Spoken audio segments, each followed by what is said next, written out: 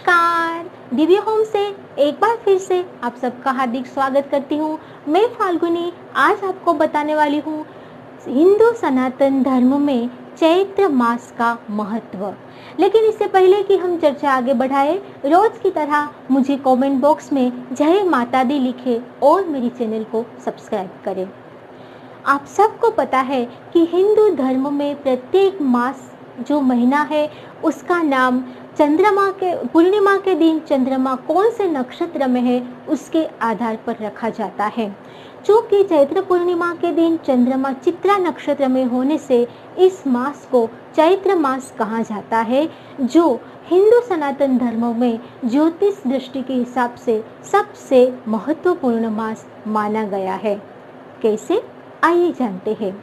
क्योंकि यही दिन हिंदू धर्म के हिसाब से ये सबसे पहला महीना है। हालांकि हम आजकल तो इंग्लिश कैलेंडर फॉलो करते हैं जिसमें जनवरी से सबसे पहला महीना माना जाता है, लेकिन हिंदू सनातन धर्म में चैत्र मास से लेके 12 मास यानी कि अंतिम मास फागुन मास की परंपरा चली आ रही है। इसी परंपरा के हिसाब से संवत्सरी के हिसाब से नया वर्ष नया साल हिंदू संवत्सर चैत्र प्रतिपदा के दिन से ही शुरू होता है, क्योंकि इसी दिन ब्रह्मा जी ने सृष्टि की रचना की थी। क्योंकि इसी दिन माता जगत जननी माँ दुर्गा भवानी ने अपना प्रागट्य रूप लेके देवताओं को इसका दिव्य स्वरूप दिखाया था, इसीलिए उसे चैत्र नवरात्रि का शुभ आरंभ भी कहते हैं। और इसी दिन जब शंकर और माता पार्वती का शिवरात्रि के दिन शुभ विवाह हुआ था, तो इसके बाद इसी दिन माता पार्वती अपने मही के पहले बार पग फेरे की रस्म करने के लिए जाती है, जहां भगवान शंकर उसे हल्दी कुमकुम देके विदाई करते हैं। तो इस तरह से चैत्र मास हमारे हिंदू सनातन धर्म और ज्योतिष शास्त्र की दृष्टि से बहुत ही महत्वपूर्ण मास है। चैत्र मास के दिन ही संवत्सर यानी कि विक्रम संवत शुरुआत होती है। आप सबको पता है राजा विक्रमादित्य जो हिंदू शासक, बड़ा ही शूरवीर और पराक्रमी हिंदू शासक था, जिन्होंने विक्रम संवत की शुरुआत की, जिसकी शुरुआत चैत्र मास की प्रतिपदा के दिन ही होती है।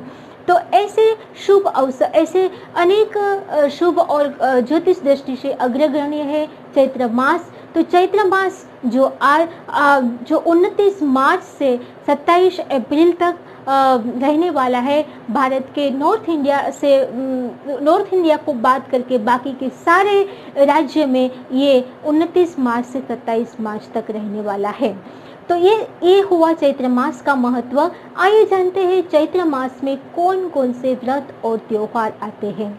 सबसे पहले तो चैत्र मास की पंचमी को रंग पंचमी के रूप में मनाया जाता है, जहाँ पे हम भगवान काफ़ी स्वामीनारायण आदि संप्रदाय में ईश्वर को अबीर और गुलाल की छोड़े उड़ा के उसके ईश्वर के साथ रंग की होली भी खेलते हैं। बाद में हमारे मंदिरों में भी तरह तरह के रंग लगा के उसे सुशोभित किया जाता है। दूसरा त्योहार है बसोड़ा, जो भारत के नॉर्थ यानी कि नॉर्थ इंडिया, राजस्थान आदि में मनाया जाता है, जो आता है अष्टमी तिथि के दिन। बसोड़ा 4 अप्रैल के दिन मनाया जाता है, जिस दिन के बाद हम ठंडा खाना यानी कि बासी खाना बंद करते हैं, जो हमारे शरीर के लिए नुकसान देता है। अष्टमी तिथि के दिन ही शीतला अष्टमी भी इसी दिन मनाई जाती है। माता शीतला हमारे लिए आरोग्य की माता है, हमारे बच्चों को भी अच्छा आरोग्य देती है, इसीलिए इसे शीतला अष्टमी भी कहते हैं। चैत्र मास में ही आती है कृष्ण पक्ष में पाप मोचिनी एकादशी, जो 7 अप्रैल को आ रही है। पाप मोचिनी एकादशी, जैसा कि मैंने इसका एक अलग वीडियो भी बनाया है, उसका लिंक मैं डिस्क्रिप्शन बॉक्स में डालने वाली हूँ। जाने अनजाने कोई भी पाप किए हो, यदि एक बार पाप मोचिनी एकादशी का पूरे विधि विधान से व्रत करने से हमारे सारे पाप नष्ट होते हैं। इसके बाद आती है चैत्र अमावस्या, जिसका बहुत ही महत्व है। काफ़ी जगह पर चैत्र अमावस्या के मेले लगते हैं।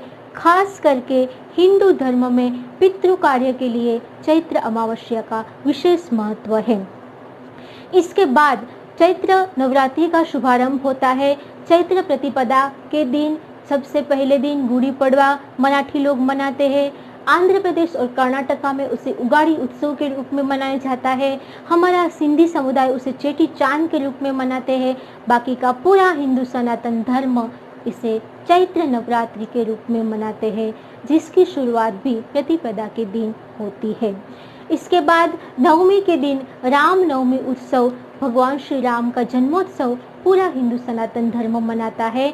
बाद में आती है कृष्ण पक्ष की कामका एकादशी, जो बाकी के उत्तर भाग में उसे शुक्ल पक्ष में, लेकिन बाकी के इस भाग में उसे कृष्ण पक्ष की एकादशी के रूप में मनाते हैं, जो आएगी 23 अप्रैल 2021 को। और चैत्र मास की पूर्णिमा को हम इस पृथ्वी के साक्षात देव हनुमान जी का जन्म जयंती उत्सव मनाते हैं। तो आपने देखा, चैत्र मास में एक के बाद एक अनेक शुभ त्योहार और व्रत आते हैं। चैत्र मास हमारे जीवन में हमारे शारीरिक तंदुरुस्ती के लिए भी बहुत महत्वपूर्ण है, क्योंकि ये मास जो है वो वसंत ऋतु के तुरंत बाद आता है। अतः प्रकृति में चारों ओर शुभता और सकारात्मक ऊर्जा का वास होता है। सुंदर नए नए फूल खिले मिलते हैं तथा चारों ओर नए उत्साह और नया उमंग हमें देखने को मिलता है।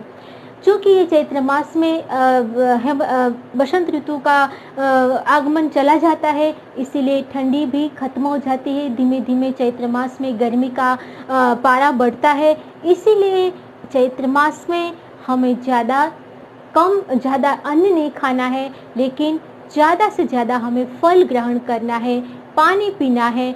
और रोज़ सुबह यदि हम खाली पेट कड़वे नीम के पत्ते चबा चबा कर खाते हैं, तो हमें पूरे साल के लिए हमारी इम्यूनिटी बढ़ती है। पूरे चैत्र मास में कई लोग 15-15 दिन तक नमक का त्याग करके बिना नमक का फल आहार करते हैं। ये हमारे हमारे ऋषि मुनि कितने वैज्ञानिक थे, उसकी सोच कितनी वैज्ञानिक थे, ये बात यही समझ में आती है जब चैत्र जैसा मास आता है, जब दोनों ऋतु संधि काल आता है। ऐसे में यदि नवरात्रि जैसे उत्सव में हम बिना नमक का फल आहार करते हैं, तो ये हमारे शरीर के लिए भी बहुत शुभ माना जाता है। हमारे शरीर के जो 9 अंग है, वो 9 अंग की शुद्धि इसी चैत्र नवरात्रि में होती है, जिससे हमें पूरे साल के लिए हमारा शरीर स्वस्थ रहता है, शुद्ध रहता है। तो चैत्र नवरात्रि की परंपरा हमारे शरीर को शुद्ध और स्वस्थ रखने के लिए ही हमारे ऋषि मुनियों ने बनाई है, जिसका हम अच्छी तरह से पालन करें। और चैत्र नवरात्रि के दिन माता भगवती आप सब पर कृपा बरसाए, इसी शुभकामना के साथ जुड़े रहिए मेरे साथ दिव्य होम में, क्योंकि बहुत जल्द मैं लेके आ रही हूँ चैत्र नवरात्रि में घट स्थापना कैसे करें। आगे के लिए देखते रहिए मेरी channel Divya home. Like, share और सब्सक्राइब करना बिल्कुल ना भूलें। नमस्कार।